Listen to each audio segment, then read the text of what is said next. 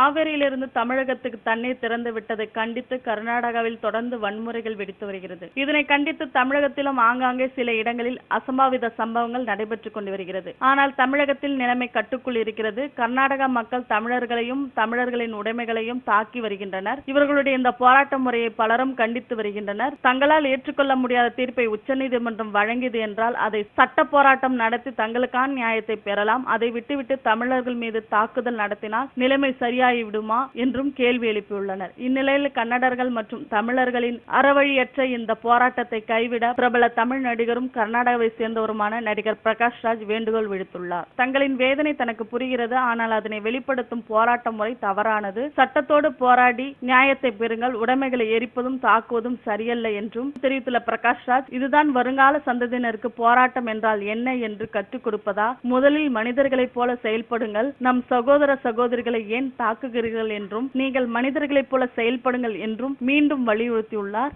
நடிகர் பிரகாஷ் ராஜ். மேலும் சினிமா தகவல்களுக்கு கீழே உள்ள சப்ஸ்கிரைப் பட்டனை அழுத்தவும்.